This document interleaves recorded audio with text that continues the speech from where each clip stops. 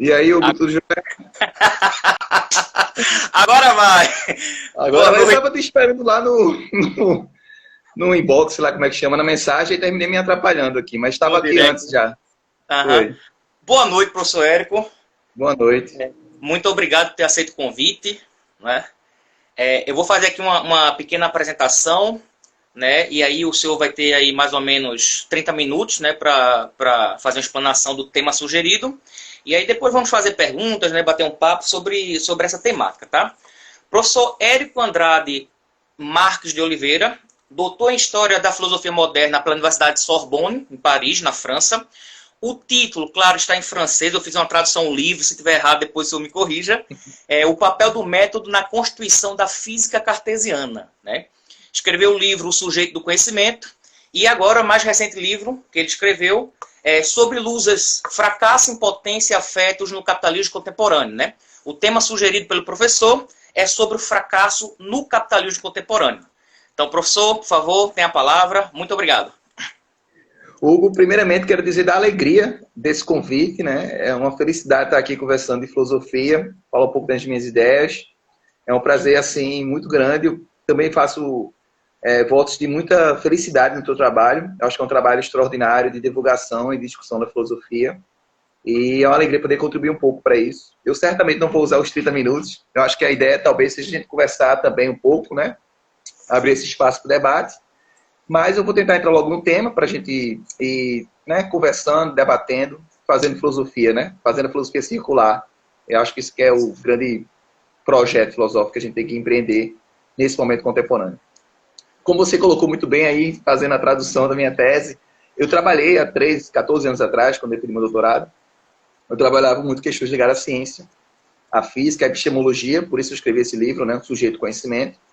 E eu dei uma guinada para a área da política e num diálogo muito forte com a psicanálise. Então, eu faço formação em psicanálise, enfim, tenho uma grande inserção nessa área do ponto de vista também da prática, né? E tenho me dedicado a pesquisar um pouco a relação entre os afetos e a política. Isso faz parte do grupo de estudos aqui em Recife, né, que a gente trabalha questões referentes à relação entre os afetos e a política. Há um afeto que é primordial, que é um afeto que eu coloco aí no título da nossa live de hoje, que é a questão do fracasso, né, da impotência também, do fracasso, essa sensação de fracasso, e todos os afetos que, de algum modo, mobilizam a gente num sistema que exige da gente sempre performance de sucesso e um grande empreendimento de si mesmo, né? A gente é tomado como se fôssemos empresários de nós mesmos.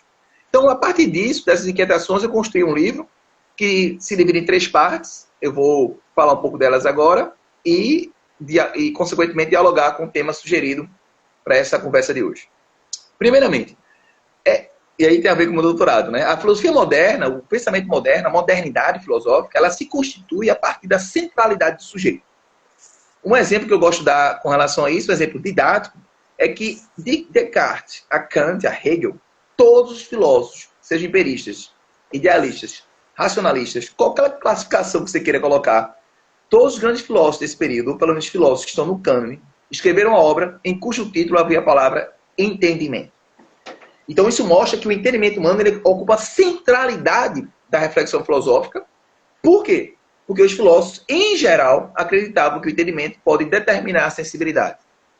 Em termos práticos, isso quer dizer o seguinte, que a gente pode racionalizar, usar a razão e controlar as emoções. Ser capaz, portanto, de determinar nossas ações em função de uma determinação para si mesmo de certas regras. Regras racionais, regras morais. Então, eles acreditavam que as regras, as leis não emanam de Deus, não são, portanto, ligadas a uma dimensão transcendente, mas a dimensão radicalmente imanente. É o ser humano que determina para si as suas próprias regras. O ser humano é capaz de se autodeterminar. Portanto, o ser humano é tomado como autônomo. E nesse momento vai surgir a noção de indivíduo, daquela célula constituinte da sociedade que não se divide. É aquele momento que é indivisível, aquilo que é o limite. E esse limite, que é o indivíduo, ele se caracteriza justamente pela capacidade que ele tem de se autodeterminar. Ele tem uma capacidade de se autoconstituir. Esse aspecto da filosofia moderna é fundamental para a própria noção de democracia, do direito de forma geral. Por quê? Porque todas essas noções são calcadas no direito à propriedade. E o direito à propriedade é um direito constituído a partir da noção que nós somos indivíduos e que nós temos arbítrio sobre nós mesmos.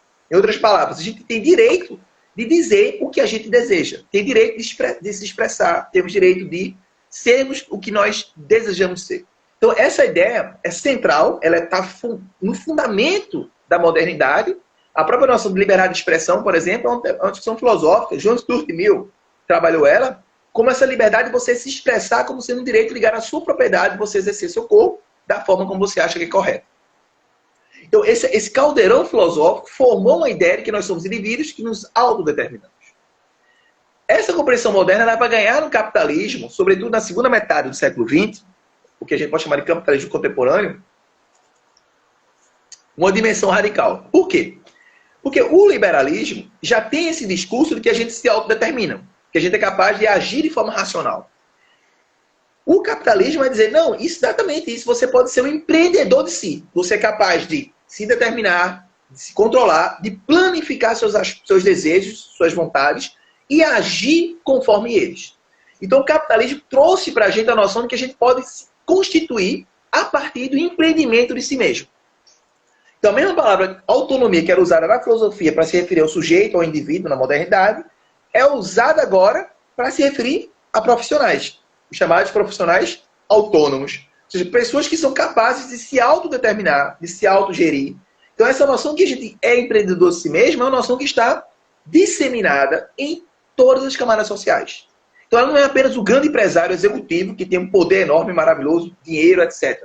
São as pessoas simples. São as pessoas que estão, por exemplo, no Uber. Elas acreditam que determinam o seu próprio tempo. Então você pergunta para o motorista do Uber, como é que é trabalhar no Uber? Não, eu faço o meu tempo, eu tenho uma grande flexibilidade. Você trabalha quanto tempo por dia? 12, 14 horas. Então você não está fazendo o seu tempo, você não controla o seu tempo. Mas isso é uma fantasia que a pessoa se constitui a partir dela. Em outras palavras, a gente se subjetiviza a partir da compreensão de que a gente tem controle de si e que a gente é empresário de si, mesmo dirigindo o Uber. Então não interessa mais aquela lógica marxista apenas de que o burguês é o que tem a propriedade dos meios de produção. O cara que é empresário de si, ele tem um carro, mas ele acha que ele é um grande empreendedor de si mesmo. Isso se aplica a diversas camadas da sociedade da gente. Então, isso gerou uma atmosfera de que a gente vence pelo esforço. A gente vence pelo mérito. Isso é profundamente difundido se a gente pensa nas redes de televisão, na mídia de forma geral, quando sempre valoriza aquela pessoa que veio de baixo, né? Não, mas fulaninho veio de baixo, trabalhou, se esforçou, lutou, se determinou, veja como ele conseguiu tudo o que quis. Basta seguir como ele. Basta seguir o esforço, basta seguir o empreendimento de si. Então essa atmosfera, essa lógica, ela criou na gente, uma palavra que eu gosto de usar, que é bem psicanalítica, é uma fantasia de que a gente se controla e que a gente possa se determinar e que tudo é uma questão de esforço e, consequentemente, de mérito. Bom, aí uma segunda parte do meu livro eu vou mostrar algo que, infelizmente, agora a pandemia tornou radicalmente real. Que é o fato que eu trabalho na segunda parte do livro, que nós somos duplamente mundo. A gente é mundo, porque nós somos uns com os outros, numa mesma inter-relação que constitui a gente como espécie humana, e nós somos uns com os outros porque nós somos, com a natureza, um tecido comum orgânico. A gente se esquece disso, né? Mas quando a gente vê, por exemplo, o coronavírus, o que é que ele nos apresenta de forma dramática? Uma ligação total com a natureza. Nós somos atravessados por um sistema orgânico que nós mesmos somos. Então, a gente não tem controle sobre esse organismo.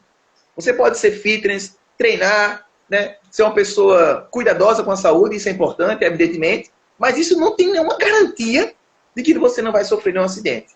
Então, eu começo a entender que o acidente não é algo, diríamos assim, acidental na nossa existência. O acidente é, paradoxalmente, a nossa existência. Tanto do ponto de vista biológico, a nossa existência é radicalmente acidental, não é? Do ponto de vista também do planeta, da Terra, etc. Mas a própria vida da gente, o cotidiano da gente é radicalmente acidental. Não temos controle sobre os desenrolamentos, né? Os desmembramentos, o desenlace de nossa existência. Nem do ponto de vista da pessoa, da relação dela com as outras, nem do ponto de vista dela com relação com o organismo.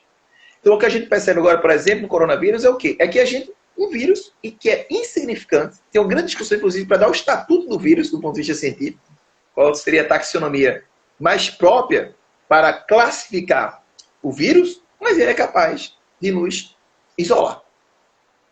Nos isolar socialmente. E outra coisa destacável é que o grande boom do vírus foi justamente nos lugares onde mais circulam pessoas, que foram as grandes cidades. Nova York, Paris, Londres, Milão, na Itália, aqui no Brasil, São Paulo, né? Então a gente percebe que há uma inter-relação radical que a gente estabelece uns com os outros e há uma inter-relação radical que a gente tem com a natureza que nós mesmos somos. O que é que esses dois aspectos têm em comum? O tempo. Nós somos seres de tempo. A nossa existência é tempo. A gente não controla o tempo. O tempo é aquele que nos escapa. O tempo é aquilo que é irreversível. A gente não volta no tempo. Então, esse desarranjo que o tempo é, constante e inexorável, ele faz que a gente perceba que nós somos radicalmente vulneráveis. Então, a vulnerabilidade não é uma escolha na vida humana. Eu não escolho ser ou não ser vulnerável. A vulnerabilidade é algo que me atravessa como humano. Então, a vulnerabilidade ela é, portanto, ontológica. Ela diz de mim, do meu ser. Meu ser é um ser vulnerável. Entretanto, você tem um sistema, como eu estava dizendo, que diz que você tem que ser poderoso. Que você tem que se empoderar. Que você consegue, que você... como diria Obama na campanha presidencial dele, né? Yes, you can. Ou seja, sim, nós conseguimos. Nós podemos. Né? Então, essa ideia do poder, do empoderamento, da força, da capacidade de se autodeterminar, ela termina sendo algo que é incompatível com essa vulnerabilidade que nós somos. Há, portanto, uma fantasia capitalista, um desejo de empoderamento, por um lado, e há, pelo outro lado, a condição humana que é frágil. E não é frágil porque as pessoas não se esforçaram ou algo do gênero. Ela é frágil porque ela é constitutivamente frágil. Nós somos constitutivamente vulneráveis. E o capitalismo criou a fantasia que não. Por exemplo, você blinda o carro, né? Você mora num condomínio fechado, câmera para todos os lados, tudo isso. Mas mesmo assim, mesmo você tendo uma vida menos precarizada, menos suscetível, por exemplo, a morrer pelo Covid, você pode morrer mesmo sendo rico. Então, há uma vulnerabilidade que ela é constituinte de qualquer ser humano. Pelo fato de nós sermos organismo e pelo fato de nós sermos uns com os outros uma totalidade. Aquilo que eu chamo no livro de um holismo existencial, né?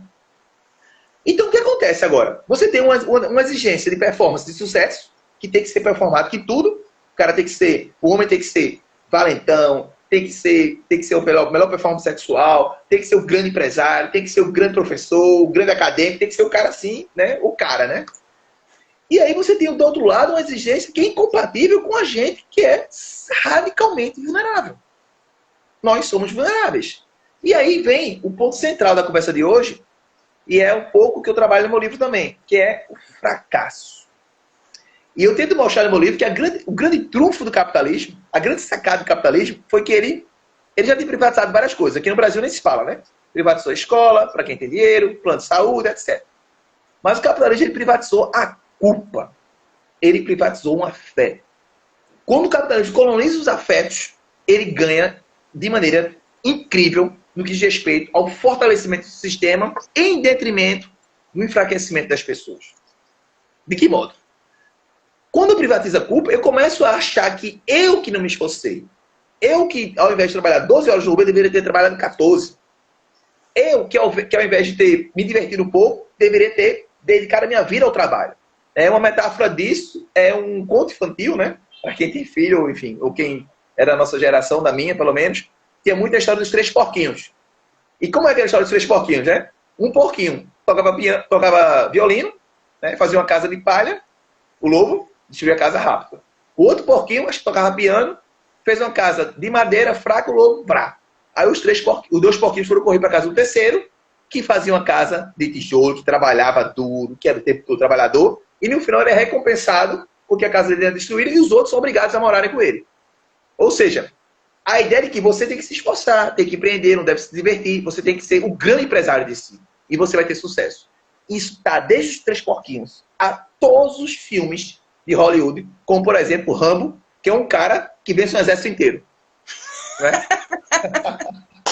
É o ápice do capitalismo. Um cara vence um exército inteiro, né? Então, ele era programado para matar, né? Programado para matar, né? Ou seja, programado para vencer. Que nesse contexto, Isso. matar é vencer. Isso. O jogo da vida, pra vocês terem ideia, da minha infância, o jogo da vida eu não esqueço nunca. No jogo da vida, se você perdesse no jogo da vida, você ia ser filósofo numa fazenda. Veja que situação, né? Eu, desde pequenininho, querendo ser filósofo, né? Eu ia perder esse jogo, né? Mas estava lá no jogo da vida, cara. Você poderia perder filho no jogo da vida. Ou seja, o que está por trás de uma ideologia que está no conto de Três Porquinhos? Há um grande filme de Hollywood. A mesma noção do empreendimento de si, da força. Sobretudo dessa virilidade, desse caráter também falocêntrico que está presente no capitalismo. Não é à toa que os símbolos capitalistas são símbolos falocêntricos. Carros de alta distinção. Mustang, Ferrari. Tudo isso é nome de quê? De cavalo. Nome de quê? De animais viris. Iates. Prédio nos últimos andares. Ou seja, sempre essa noção de falocentrismo, de força, de poder, de ser grande, de domínio sobre as coisas. Mas isso é uma fantasia que custa muito caro para a gente. Muito caro. Eu vou fazer uma lembrança para vocês. Né? Eu estava, não escuto mais rádio, mas eu escutava antigamente a CBN. Aí tem uma campanha na CBN que colocavam sempre, que era... eu até lembro, vou fazer uma cheddar, enfim, né? Paciência. Boston Center, eu acho, né? Que era, não sei se era Boston Center, um negócio desse, que era assim, tipo, se você tem problema Boston de ereção... Medical Group. Se você tem problema de ereção... Isso. Não tem problema, nos consulte. Então, por que uma propaganda sobre isso num meio de comunicação de pessoas de classe média e classe média alta? Por quê? Justamente porque o homem também tem que ser um cara que sempre tem que ter a melhor performance sexual, como a gente vê aqui em Recife, em linha reta do universo. O cara tem que ser bom em tudo. E essa cobrança é incompatível com a gente. Então você vai ter o efeito da disfunção erétil, um efeito imediato no homem, né? Você vai ter outros efeitos que eu toco no meu livro, dentre os quais, que estão relacionados a isso, claro, está a melancolia, a ansiedade. Viver uma sociedade que as pessoas são de ter pressa. Ou seja, a ansiedade é algo muito louco. Por quê? Porque ela é uma expectativa de que as coisas vão ocorrer de maneira natural, como se nada fosse acidental, como se a gente pudesse se instituir a partir de uma fantasia de que as coisas nunca vão mudar. Consequentemente, eu tenho ânsia que ela chegue rápido para mim. Então, muitas vezes eu tenho pressa de ter pressa. Não, por que você está tão apressado? Não, porque eu quero ter mais pressa. Ou seja, você tem uma construção fantasmática de que as pessoas se constituem por uma velocidade que é incompatível com a nossa condição humana novamente. A gente acelera tanto e vamos ter como consequência o quê? Depressão. O que é depressão, se não afeto, que nos mostra uma desaceleração da existência? A pessoa deprimida ela é, de alguma forma, contra-capitalista. Ela não consegue entrar no jogo do sistema. E aí você vai ter um aumento indiscriminado da depressão no mundo contemporâneo. Por quê? Porque o fracasso, esse fracasso, né? O fracasso a palavra vem do italiano, é um frasco que se quebra. Né? O que é um frasco quebrado? É algo que a gente não consegue remedar. Então esse frasco que se quebra, que mostra a fragilidade, e essa incapacidade de remediar esse frasco, revela o que pra gente? Revela uma dimensão de uma derrota. Né? A palavra que eu uso no meu texto é loser. Ou seja, você é um derrotado, você perdeu. Você perdeu. Essa sensação de derrota ela é privatizada. Então o indivíduo ele passa a se subjetivar pela ansiedade, pela melancolia e pela tristeza. Não é? Porque a melancolia pode não parecer, mas ela está diretamente relacionada com a própria ansiedade. Então as pessoas ansiosas são as pessoas também melancólicas. Então a construção do capitalismo é o quê? É de exigir da gente a performance que nós não somos capazes de dar e, consequentemente, o que a gente faz? A gente adoece. Por quê? Porque a gente acha que a culpa é nossa. Então, é uma nova modalidade da culpa, diferente da culpa cristã. A culpa cristã é uma culpa constituinte da história humana do Ocidente. A ideia de que a gente pecou originalmente com Adão e Eva. A culpa no capitalismo ela tem um outro aspecto. Ela é uma culpa privatizada. É o indivíduo que é culpado pelo seu próprio fracasso. Então, essa sensação de fracasso, ela toma conta da gente ao ponto que a gente é, por assim dizer, subjetivado como pessoas que falham, fracassadas. E o mais grave é que o sistema permanece intacto. O sistema que é uma pirâmide, que poucas pessoas vão estar na topo da pirâmide, e em nenhum momento é questionado. Ele é apenas reproduzido por essa lógica da culpa interna. Então você tem vários filmes que retratam muito bem isso contemporaneamente. Parasita, Coringa, né? Eu Não Estava Aqui. São filmes premiados, né, todos eles. E esses filmes têm o que em comum? Tem o fato de que as pessoas não localizam bem para onde dirigir seus afetos de revolta. A briga delas é entre elas mesmas Quando não, é uma incorporação radical desse ideal de empreendimento de si. Então você tem Parasita, por exemplo, no filme, né? Uma família que briga com a outra e toda a classe subalterna está literalmente no subsolo, procurando espaço, mas ela não abdica da fantasia de controle de si e de empreendimento de si. Se você assistir o filme, uma cena importante do filme, eu fiz a crítica desses 3 filmes, né?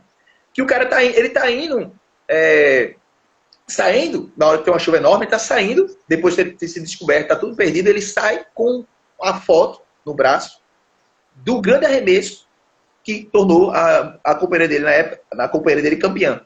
Esse arremesso aparece uma cena no meio do filme, quando eles estão triunfando na casa, no grande golpe, e vai aparecer no final, mesmo quando eles estão fracassados, ele está lá. Então, o fracassado, ele não abandona a ideia do controle de si e do capitalismo. Ele traz para si a culpa de não ser aquele grande empreendedor. No Coringa acontece algo similar, ele não consegue ser o grande comediante, né? Ele entra um radical fantasia, que não há mais distinção entre ele e a personagem, há uma fusão, mas essa fusão se dá porque o Coringa é um grande loser. Né? Aquele cara que deu errado. Né? Aquele cara que não consegue nem entreter as pessoas. Né? E que ri de forma compulsiva, que é outro característico do capitalismo, é a exigência do gozo e da alegria. Você não apenas tem que gozar, mas tem que ser feliz full time, o tempo inteiro. A infelicidade não é compatível com o capitalismo. A alegria tem que ser contínua. E você tem Eu Não Estava Aqui, que é um filme recente também, que o cara vai trabalhar como uma espécie de Uber, de entregador de encomendas em geral, né? E ele vai justamente, mesmo doente, totalmente acometido de várias doenças, né, de vários maltratos, vai trabalhar, mesmo a família dizendo não para ele, não vá. Né? E ele vai. Né? E ele retrata toda a realidade das pessoas que trabalham nos aplicativos de forma geral. Então, é como se a ideologia capitalista tivesse dado um passo central quando ela põe a culpa no indivíduo dele, e deixa o sistema intacto. O sistema não tem problema, o problema é o indivíduo, depois do oceano, o sistema, por assim dizer, inabalável. Era um pouco isso para a gente começar a conversa, né? Talvez aí podemos falar mais aí no diálogo. Certo. Muito obrigado, professor. Eu separei aqui, nessa sua fala de 22 minutos, eu separei 10 perguntas, né? Não vai dar para fazer todas, claro. Mas a primeira, assim, o título do livro, Losers, é algum tipo de provocação pelo fato da gente assimilar facilmente os termos que vêm de fora? Excelente, excelente. Muito bom. É assim, quando eu fiz eu rodei o Brasil ano passado, né? Com esse livro. E eu, no Rio de Janeiro, antes de... O livro não estava fisicamente impresso, mas eu fiz uma espécie de pré-lançamento lá na PUC do Rio. E aí uma pergunta foi essa: por que a palavra loser em inglês, né? Bom, e você já, enfim, fez a pergunta adiantando a resposta, né? Porque a palavra loser, ela designa essa língua do capitalismo, a língua do business, né? Do make yourself, né? Do faça você mesmo, você consegue. Então, o loser, essa palavra tem uma força performática que nossa língua não dá conta. A gente pode falar de fracasso, derrota, né? Mas o loser é algo mais forte. É como se fosse o tio Sam apontando pro rosto da gente: você é o loser, né? Então o loser tem essa força performática que se coaduna também com a ironia, como você notou muito bem, com o uso das palavras inglesas, sempre denotar algo de especial. Você quer tornar algo especial, você bota... você não corta cabelo, você é um design hair, né? Então você vai inventando, né, palavras inglesas para dar esse Você não trabalha em casa, né? Você é home office. O home office, vou lá. Home office, né? Então você é o home office. Então, nesse sentido, eu peguei a palavra inglesa para ironizar perfeitamente, muito bem colocado, a partir dessa ideia de que... Mas e o loser? Né? Ou seja, essa ideia do loser, do fracassado, do derrotado, que atravessa a cultura, inclusive, ela está implícita no uso da própria língua inglesa como um símbolo de sucesso em nosso país. Uhum. E até em filmes produzidos nos Estados Unidos... Até no sentido de ironia, de sarcasmo, eles têm até um gesto que eles fazem assim, né? Eles fazem assim, que é para dizer que você é um fracassado, né? Então eles fazem isso para você, né? É um gesto para dizer que você é esse loser, né? Peraí que deu uma travadinha aqui. Pronto, voltou. Uma coisa muito interessante na sua fala, professor, eu acho que mais do que nunca a psicanálise, eu acho que ela é uma necessidade hoje em dia. E assim, quando você fala dessa ideia da política e da psicanálise, é como se o capitalista tivesse percebido isso. Ou seja, não é só a partir da força de trabalho manual. Não é só um domínio dos corpos, mas é um domínio da mente também, né? E parece que o sistema capitalista, ele é aquele que produz a crise, depois resolve a crise e diz, fui eu que resolvi, tá vendo? Eu sou o melhor modelo, me sigam. E parece que cada vez mais mexe com a mente das pessoas. Né? Na sua fala você diz assim, empresário de si mesmo. É inacreditável, que é como se fosse uma nova roupagem, mas os mecanismos de dominação estão aí. De outras formas, se renovando, mas continuam do mesmo jeito. Né? Então, se o senhor puder dar fazer uma reflexão sobre a importância da psicanálise na política. Espera aí que tá dando uma travada aqui. Espera um pouquinho, vai agora. Vai. Tá de boa. Eu vou colocar aqui, ótimo, assim. Produz a crise e produz a solução da crise. E mais grave, quando você faz um movimento contra um movimento revolucionário, ele copia desse movimento. Então, eu vou falar desses dois aspectos. Primeiro aspecto, de como o capitalismo copia o movimento. Por exemplo, que é um movimento que eu considero radicalmente anticapitalista, na sua origem, é o movimento hippie. O movimento hippie, ele prega a desaceleração, não é aquela ideia da lentidão, de você... Até o ritmo é um ritmo contrário ao capitalismo, é o ritmo da velocidade. O movimento do hippie pega drogas alucinógenas, ou seja, menos cocaína e mais ácido, né? Para você ter uma viagem e não tá acelerado como é a cocaína, que dá autoconfiança, que é a droga do capitalismo, da autoconfiança, de você conseguir. Você tem essa droga que é a característica do capitalismo, que é a cocaína. Você tem no movimento hippie o uso de outras drogas, e da maconha, né? Que é obviamente ansiolítico, né? Você tem o uso desse tipo de droga. O que o capitalismo faz? O movimento hippie, qual foi a consequência que a gente teve disso? Uma radicalização na política de combate às drogas, depois do movimento hippie, fortíssima. Você tem, depois do movimento hippie, uma crítica voraz e um fortalecimento. Outra coisa que o movimento hippie faz é uma relação amorosa, afetiva, a ideia de amor livre, do amor de não propriedade, é algo também que isso o capitalismo quebra. Ele fetichiza a palavra que Marx usava, ou seja, ele torna as coisas, objetos. Ele reifica. Então ele reifica os afetos.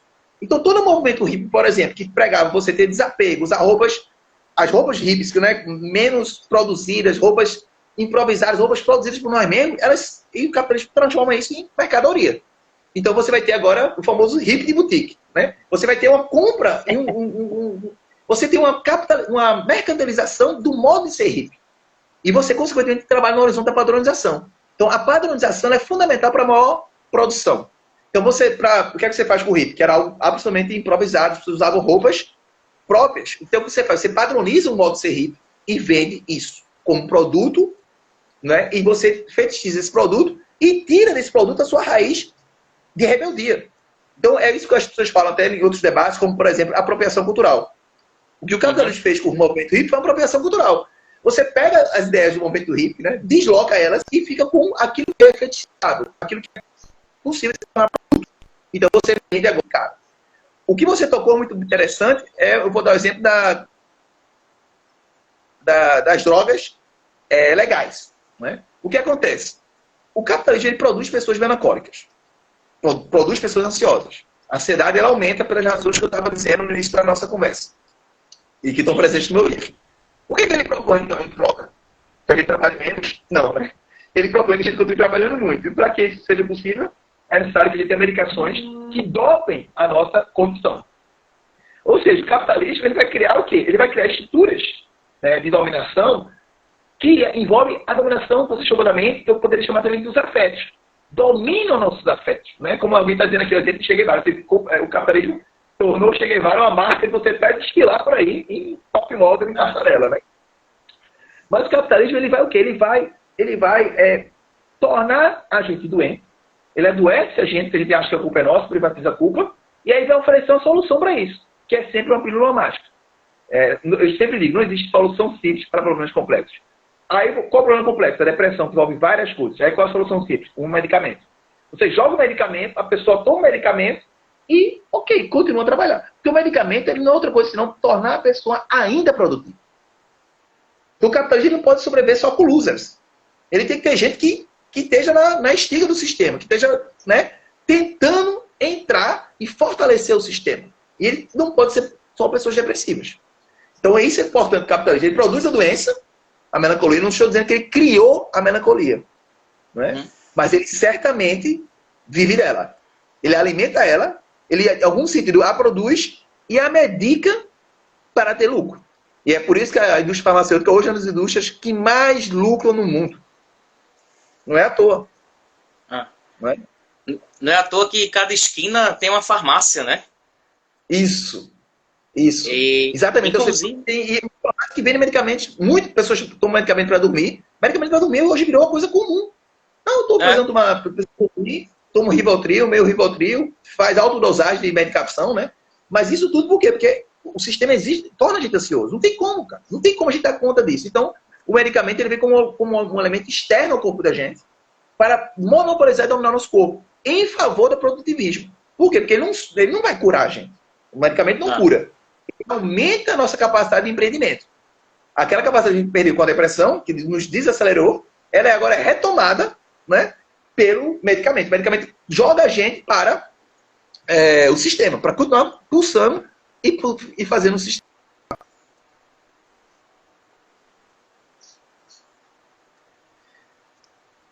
É porque tá travando novamente.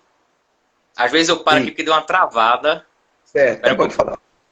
Pronto, e o interessante de perceber, Érico, é o seguinte: a cobrança que se faz, né, sobre nós. Você estava falando do exemplo do filósofo, né? Por exemplo, eu já dei aulas em curso de graduação, pós-graduação. Hoje eu estou em colégio privado, né? Até por conta de que, financeiramente falando, paga melhor do que uma faculdade privada, né? E assim, eu nunca tive carro, nunca comprei um carro na minha vida, né? E as pessoas, os alunos perguntavam assim: como é que você não tem um carro? Você dá aula nesse colégio? Já associava, você dá aula nesse colégio, você é rico. E eu digo, primeiro, porque eu não tenho condições de comprar um carro. Começa daí. O carro, aqui no Brasil, um carro custa 3 vezes mais do que o valor dele. Né? Porque é o dobro, ele tem um valor, aí tem um valor de imposto, que é praticamente o mesmo valor do carro, e quando você parcela, é um terceiro carro que você paga. Quem é que tem dinheiro para comprar um carro à vista? Né?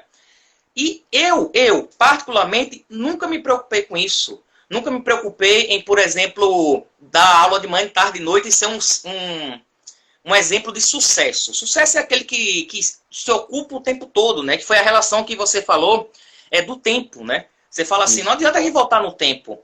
E eu sempre pensei assim, se você voltasse no tempo, você voltaria para onde você estava e iria fazer exatamente as mesmas coisas. Você não vai voltar no tempo com a cabeça que você tem hoje em dia. Né? Então, isso é tipo um devaneio, isso. E eu, particularmente, nunca me preocupei com isso. Mas eu tenho que entender que a gente vive na coletividade, né? E que isso move muita gente. Muita gente se move por isso. Olha para aquilo que o outro tem e ele deseja ter, às vezes, não era nem o desejo anterior dele, mas agora passa a ser. Porque agora vão me cobrar isso, né? Essa cobrança é muito violenta, né? Isso. E é perfeito. E essa cobrança é que os produtos do capitalismo eles têm um valor totêmico, em termos psicanalíticos. Ou seja, é como se a gente, usando aquele produto, a gente fosse tornar igual aquela pessoa que da propaganda usa. Então você tem essa lógica do capitalismo, né? Eu acho curioso que eu também não tenho um carro há muitos anos, já tive, mas faz muitos anos que eu não tenho, né? E assim, por uma questão política também, enfim, por uma série de razões, né? Eu tenho condições que me permitem não ter carro, né? Eu moro num lugar ótimo, etc e tal, né? Mas assim, isso, mesmo assim, para uma classe média, isso é um desconforto. Dizer que não tem carro, né? Você não tem, como assim não tem carro? Você tem que ter. Porque você compõe em cada classe social certos símbolos que a descrevem. Então, há uma população, um etiquetamento entre o símbolo e a classe social. E o carro faz parte desse símbolo. Né? Tem um poema de Drummond que eu acho muito bonito, que é Eu, Etiqueta, né? Ele vai falar justamente como a gente se transforma em coisa ao ponto de que a gente se veste de marca da cabeça aos pés. Né?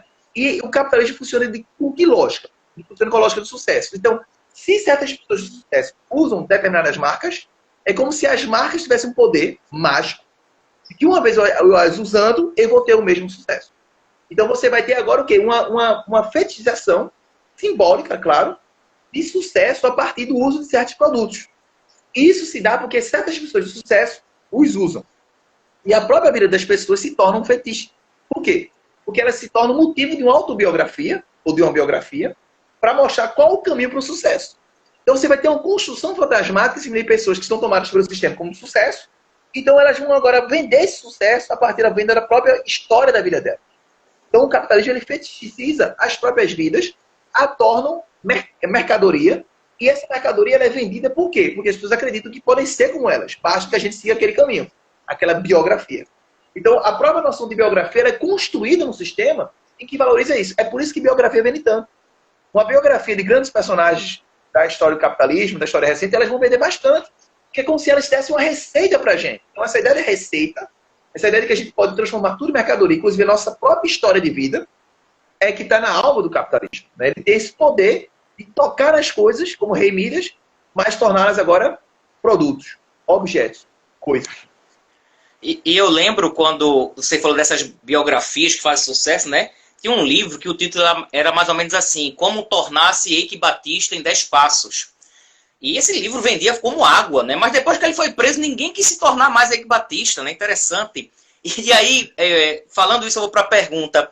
Onde é que foi parar a consciência dos indivíduos? No sentido que Marx já trabalha lá atrás, né? A ideia de consciência de classe, né? Porque o que a gente percebe hoje é uma estrutura, assim, totalmente destrutiva do que... Assim, não existe consciência alguma. Porque quando você vê uma matéria que diz assim, vamos cobrar as grandes fortunas, aí o cara que é da classe média, ele acha que é ele já paga o imposto desde que ele nasceu. Ele acha que está falando dele, ele fica preocupado. E ele não sabe que está pagando imposto há muito tempo. Inclusive, assim, de tudo que a gente ganha, 2/3 é só para pagar imposto. Imposto de renda, imposto sobre serviço, imposto sobre produto. Então, onde é que está essa consciência? Será que ela... Primeiro, ela já existiu em algum momento? E outra, se ela existiu, a gente tem a capacidade de reavê-la? Talvez, de algum modo, a consciência de classe foi que, de algum modo, elegeu o presidente Lula, né, pelo PT, no Partido dos Trabalhadores, né? Então, assim, de algum modo ela existiu, existe, e ela é muito do contexto de uma época, né? Eu não tenho uma avaliação geral da história para falar disso, né? Mas certamente a consciência de classe, contemporaneamente, ela perde força, claro, porque o capitalismo não trabalha mais só com a noção de propriedade. Porque, perceba, para Marx, Lukács, várias pessoas, a consciência de classe abrigar a noção de que você tem consciência de que você não tem os meios de produção. Quem tem os meios de produção é o capitalista.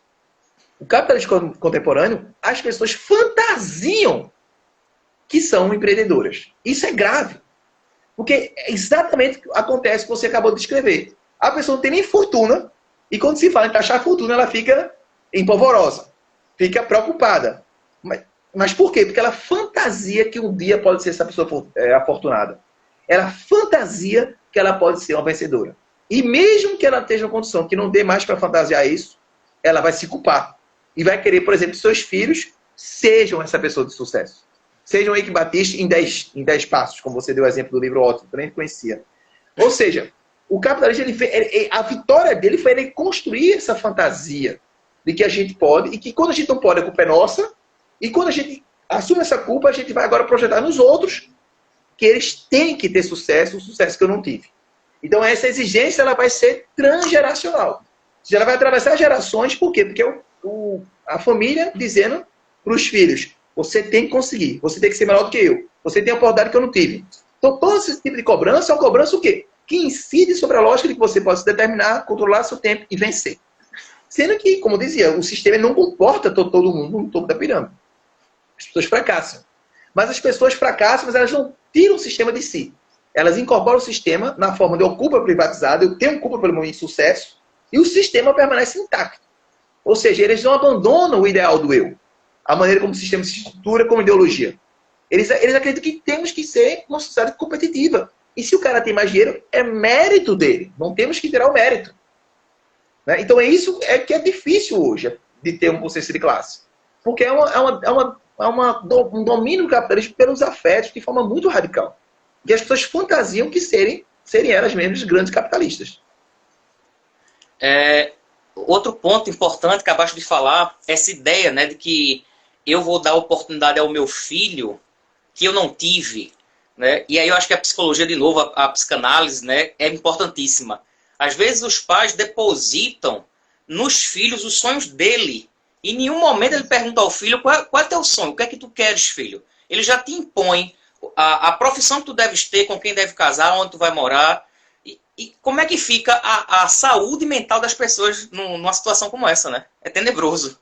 É tenebroso. Depressão, aqui em Recife teve um caso numa escola particular de sucesso aqui em Recife, né, para os padrões de capitalismo, e uma criança, um jovem, adolescente, se matou, né, recentemente, porque tinha errado uma questão no gabarito do Enem. Né? Claro que não é isso que causou a morte dele, evidentemente, né? Mas o gatilho indica um sintoma muito mais profundo do que ter errado ou não a questão do Enem. Indica esse tipo de cobrança. Essa performance de sucesso ela é mais exigida ainda porque não teve sucesso. Ao invés de a pessoa ponderar e questionar o sistema, que não dá para todo mundo ter sucesso, ela acha que ela fracassou. Então ela vai se cobrar muito mais dos seus filhos e filhas. Vai cobrar muito mais. Por quê? Porque eles vão ter oportunidade que ela não teve. Então é um aumento de exigência, é um aumento de performance que quando a pessoa não tem, ela se torna um vetor de transmissão do capitalismo de forma radical. Por quê? Porque ela impõe à pessoa que ela consiga. Então, meus filhos e filhas, eles têm que conseguir aquilo que eu não tive. Eles têm a oportunidade que eu não tive. Eles têm a obrigação de serem melhor do que eu. Esse tipo de construção, isso esmaga as pessoas. Isso esmaga, isso adoece. Não é? É claro que um menino se matar, como eu estava narrando, não é uma coisa que todas as crianças e adolescentes vão se matar. Mas isso é um sintoma de algo mais grave e de outras formas de adoecimento. De outras formas de reação a isso, que não são formas racionais, são formas calcadas pelo inconsciente. Ou, portanto, por uma ordem que a gente não tem domínio sobre ela. Né? E que a gente vai agindo de forma puramente reativa. Porque a gente não dá conta disso. Né? Uhum. Tem uma pergunta aí, Érico. Quer ler essa pergunta para o pessoal participar? Ó? Falar da fantasia se pode... Essa? Falar da fantasia... Se falar da fantasia, se pode dizer que governos anteriores contribuíram na construção dessa fantasia de vencedores. Eu acho que isso é uma coisa que atravessa todos os governos. Né? O governo de esquerda e o governo de direita. Você pode ter, o que ocorreu de fato no governo de esquerda do PT, foi um aumento de chance para as pessoas menos favorecidas. Mas o próprio governo do PT não fez nenhuma mudança radical no que diz respeito, por exemplo, ao tratamento das populações carcerárias. Que são os losers marginalizados. Porque loser, quase todos nós somos. Mas o capitalismo produz losers que são descartáveis no sistema, que são os marginais. E, portanto, o capitalismo vai colocar o quê? Vai colocar essas pessoas, literalmente, à margem da sociedade. Então, o cara que é marginal, ao invés de ele passar por um processo de ressocialização, ele vai ser deposto para um cárcere, para estar completamente agora à margem e, consequentemente, deixar a sociedade segura. Essa lógica não mudou no governo de esquerda. O governo Lula deu oportunidade para várias pessoas de baixa renda entrar na universidade. A universidade hoje já tem pessoas de diferentes raças, de classes sociais, claro, sim, embora alguns cursos ainda sejam bastante de elite. Mas isso não garantiu uma mudança radical no sistema. A prosperidade econômica ela não gerou, diríamos assim, uma contraposição ao sistema capitalista no sentido mais radical. Eu não estou deixando de reconhecer os méritos do governo que amplia as condições para as pessoas, as oportunidades. Mas o que eu estou falando aqui é que o capitalismo é uma lógica. Ele não é um sistema de distribuição e produção de mercadoria. Ele é uma racionalidade que opera pela lógica do empreendimento em si, pela lógica do sucesso, pela lógica da performance, pela lógica dessa vontade de dominar a si mesmo, desse desejo de domínio de si mesmo. E essa lógica ela adoece a gente, por uma razão muito simples. A gente não tem domínio da gente. Não é porque a gente não tem domínio da gente, não é porque a gente tem inconsciente. A gente não tem domínio da gente, porque a gente é uns com os outros, porque a gente é orgânico, que a gente não é tempo. E o tempo, ao contrário do que o capitalismo diz, né? Tempo é dinheiro, é tax money, né? Tempo é dinheiro. Uhum. O tempo, na verdade, é a nossa existência. A nossa existência ela não é, diremos assim, materializável na forma como o capitalismo fantasia que seja. Em outras palavras, a nossa existência ela não ganha invulnerabilidade com mais dinheiro. Você pode ter certos confortos, certas virtudes, vantagens, etc. Mas você não tem uma invulnerabilidade. O capitalismo não inventou a invulnerabilidade. Pelo contrário, ele inventou, no sentido que ele produz e reproduz cada vez mais, a vulnerabilização da existência. Tanto do ponto de vista material, da falta do que comer para algumas pessoas, quanto do ponto de vista psíquico. Dessa falta constituinte da existência humana, que diríamos, ludibriada pela fantasia de que a gente pode ocupar essa falta com sucesso, com poder, etc. Ele já está agradecendo aí a resposta, disse que realmente entendeu e era assim como ele pensava. E por 2 ou 3 vezes falaste meritocracia, né? E aí eu penso o seguinte, né? Imagine de um lado uma pessoa e de outro lado uma pessoa totalmente diferente. E uma dessas pessoas é mulher, negra, ateia, lésbica, pobre. Quer dizer, onde no Brasil uma pessoa vai ter o mesmo ponto de partida que outra? Qualquer um desses traços que a pessoa apresentar, ela já está atrás. Ela já está atrás. E como é difícil algumas pessoas entenderem isso. E assim, essas coisas que estão acontecendo nos Estados Unidos, né, o George Floyd e tudo, não é de agora. Há muito tempo isso acontece. Isso acontece todo dia. Talvez agora que as pessoas estejam em casa, confinadas, elas talvez se sensibilizem mais. Mas isso sempre foi assim. Na história da humanidade sempre foi assim, né? Então, me causa espanto que as pessoas elas fiquem... É como se elas vivessem em um outro mundo, Érico.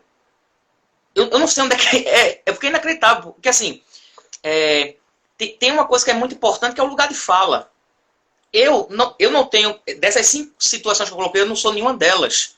Então, assim, o que eu posso fazer é compreender e escutar. A gente tem que escutar para aprender. Eu tenho que escutar uma pessoa que é negra, que passa o preconceito, falar sobre o racismo.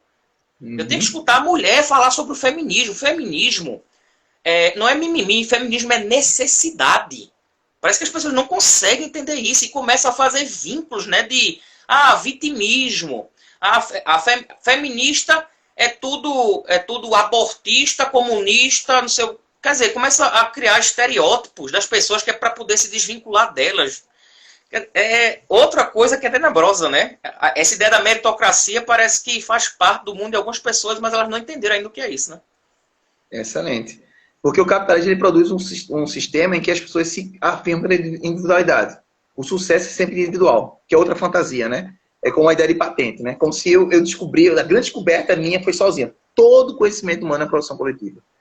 Toda a riqueza humana é produção coletiva. Não existe essa fantasia de que o indivíduo se determina e que é capaz de produzir riqueza sozinho. A produção de riquezas é cultural. É coletiva. Por mais que o indivíduo fique lucrando com isso. Mas a produção é... Então, essa noção de que o indivíduo se resolve si mesmo, ele gera uma sociedade atomizada. Consequentemente, uma sociedade embotada para sentimentos fundamentais para a existência humana, como, por exemplo, a empatia. A empatia, ela perde num sistema em que as pessoas acham que os outros não se esforçaram. Mas foi ele que não se esforçou. Então, elas desconsideram, como você colocou muito bem, o ponto de partida. E como é que elas desconsideram isso? Elas dizem, mas na favela tem gente pobre que ganhou na vida. Então, ela vai pegar um exemplo para justificar a regra da exclusão.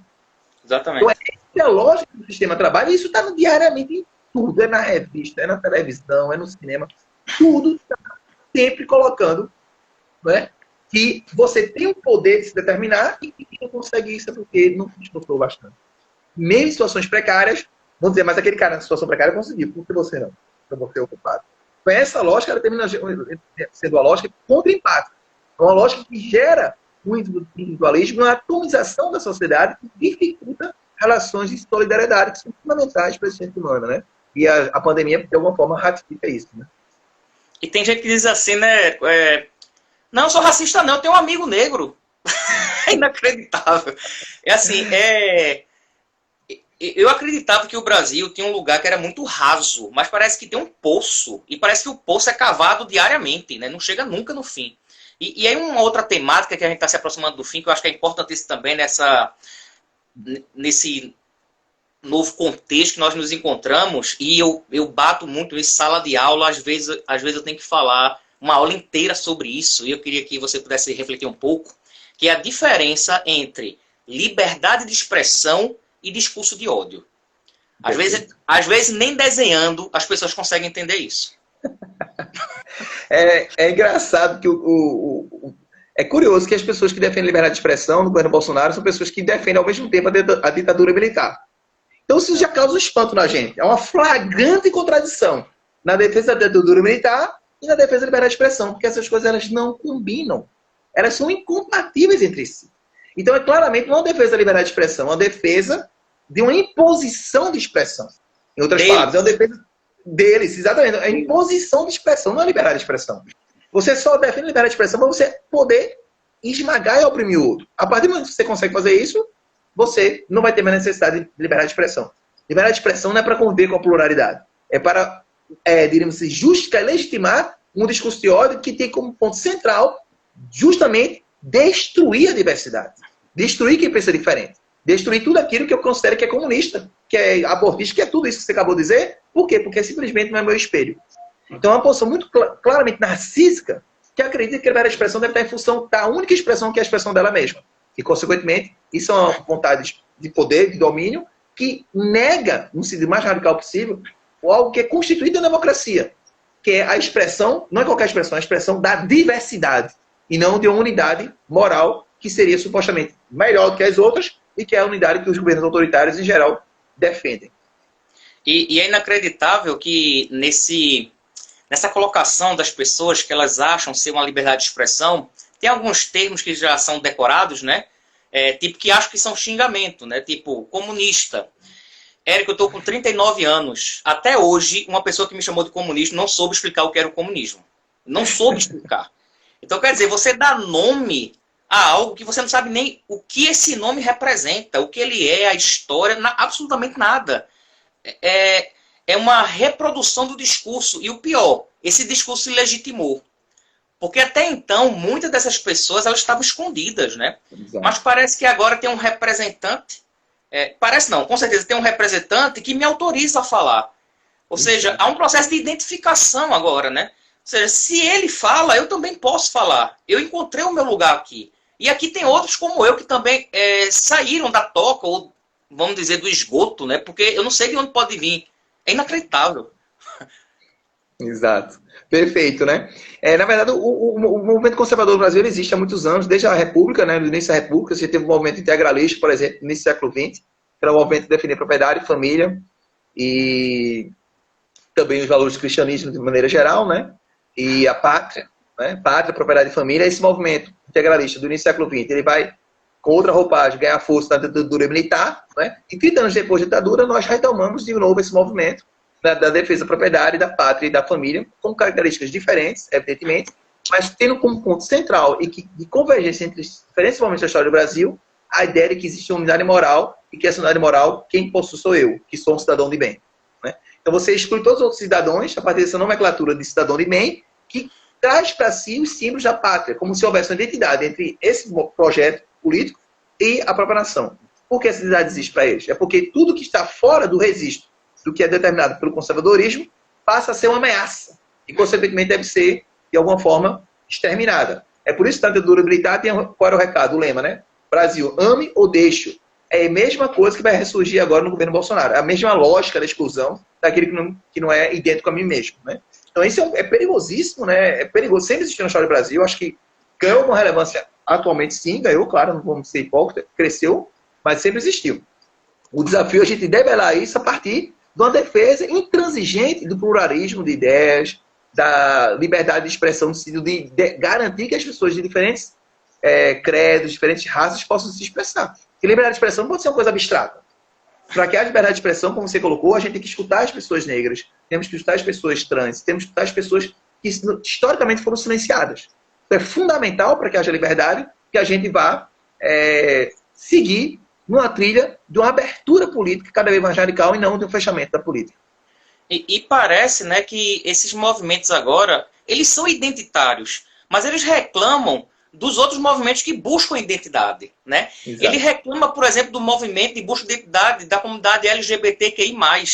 Mas eles fazem o mesmo processo, o mesmo não, claro, mas eles fazem um processo identitário e eles implementam um tipo de ideologia, um tipo de doutrinação e reclamam, por exemplo, daquilo que nós, professores, fazemos na escola, achando que nós estamos doutrinando. Quando, na verdade, a gente está tentando despertar as pessoas. Mas esse despertar é perigoso, né? Então, até naquele projeto de colocar ensino religioso nas escolas, eu pensei, Ótimo! Vamos ensinar religiões de matrizes africanas, vamos ensinar budismo, shintoísmo, confucionismo, vamos ensinar o que é hierofania, manifestação do sagrado, religiões monoteístas, politeístas, espetacular. Mas a gente sabe que não é isso. Eles querem botar um representante religioso para fazer cultos dentro da sala de aula. Proselitismo. Então, esse projeto de doutrinação ideológica é fortíssimo. E é exatamente isso que eles acusam as outras pessoas de fazerem e que não é feito isso, né? Claro, claro. Você basta ver que eles atacam a universidade. A universidade é o lugar que mais permite a diversidade de opiniões e de ideias. Eu mesmo já orientei pessoas conservadoras, liberais, de direita. Né? Então a universidade é o lugar onde há essa liberdade plena de pensamento. E eles atacam justamente a universidade. Porque eles não querem essa diversidade que é produzida e é ratificada pelo conhecimento da ciência brasileira, que por seu turno é produzida na universidade. Eles querem justamente cessear, calar. Né? E eles calam de que forma? Pela doutrinação. Calam pela doutrinação e calam também pela asfixia das diferentes vozes. Por meio da perseguição política, que se dá muitas vezes pela difamação. Né? Que é essa lógica da fake news. Você difama as pessoas. Você faz uma construção, cortes, e produz notícias falsas sob encomenda. É uma industrialização da mentira. Que molda o governo Bolsonaro e que é, portanto, grave. Não é à toa que eles estão morrendo de medo, né? Agora, tiraram um monte de vídeo, 3 mil vídeos foram do YouTube, foram tirados do pessoal direito, porque eles sabem o que eles estão fazendo. É montagem de vídeo, é edição de vídeo com propósito exclusivo de ludibriar e de mentir. Então é uma industrialização da mentira que tem como ponto central dar suporte ao governo que é calcado no ódio e nesses afetos, que longe de construir uma sociedade democrática, querem, na verdade, miná-la. Uma das coisas que eu faço muito, professor, é quando eu tenho um aluno em sala que, pelo menos assim, expressamente a minoria que diz assim, não, eu pergunto, tem alguém que é conservador, não sei o quê, aí um outro levanta, eu pergunto, você lê quem? Eles não leem ninguém. É YouTube, escutando de casa. E eu sugiro leituras. Eu leio a Edmund Burke, leio a Rosa Scruton, Michael Oakeshott. Leiam os críticos, os teóricos, tem muita gente boa para você. Vá ler sobre liberalismo, John Stuart Mill, John Locke. Eu dou indicações, que é para ele ter. O ideal talvez fosse esse diálogo, um diálogo rico, de posições diferentes e mantendo o respeito sempre, né? Porque a gente que é professor, muitas vezes é visto sempre como o comunista satanista que odeia a família. Quer dizer, parece que muita gente está muito perdida, né? E parece que a gente que tem que dar uma orientação para eles reforçarem uma ideia que eles acham que defendem, mas eles nem sabem o que é. Eles nem sabem o que eles estão falando. A gente tem uma geração que há primeiramente uma dificuldade de leitura. As pessoas se formam pelo Facebook, né? Eu dizia, o Facebook é algo que tem os seus limites, né? Imagina, o Instagram, do ponto de vista da circulação de ideias, é ainda mais limitado ainda, porque você só produz ideias a partir de imagem. Né? Claro que a live não se aplica, isso não se aplica à live, né? Mas então há cada vez mais uma diminuição dos textos, da reflexão, em nome da velocidade. Então o sistema também ele produz redes sociais que são uma mimetização dessa lógica da não reflexão. É a lógica da lacração, de você fazer uma frase de efeito, um post de efeito, uma foto de efeito, e isso não gera uma discussão e um debate. Então, as próprias redes sociais elas são uma reprodução do capitalismo. É bom a gente ter claro isso, né? Até para ter uma relação crítica com as redes sociais. Né? A gente está usando para fazer crítica aqui, inclusive. Tá. Mas a gente não pode descuidar do fato de que é uma geração que é moldada numa forma de conhecimento apressada, numa lógica self-service do próprio conhecimento humano. Em que você pega um depoimento aqui, um depoimento ali, e você forma uma opinião, sem nenhuma profunda reflexão. Inclusive para ser conservador. Isso aí não leem. Né? Então, eu acho que é um drama que atravessa não só os conservadores, mas a própria esquerda. Muitas vezes a esquerda se pauta numa leitura e discussão no Facebook e não aprofunda umas questões que são importantes. Né? E não precisa ser um leitor voraz de tudo, não. Basta seguir alguns links, algumas lives, algumas palestras no YouTube, cursos. Tem muita oportunidade hoje. Né? As redes sociais elas têm esse problema que eu coloco como um problema de uma lógica da lacração, né? Uma lógica não reflexiva, a ideia de que você bota uma foto, um texto, uma frase de efeito, mas elas também têm, por outro lado, uma capacidade de abertura que nos interessa. Professor, vai encerrar, faltam 13 segundos. Queria agradecer enormemente sua presença. Muito obrigado. Valeu demais. Muito obrigado, pessoal. Lembrando que sexta-feira a nossa temática vai continuar sobre o capitalismo, professor Vinícius, lá da UFBA.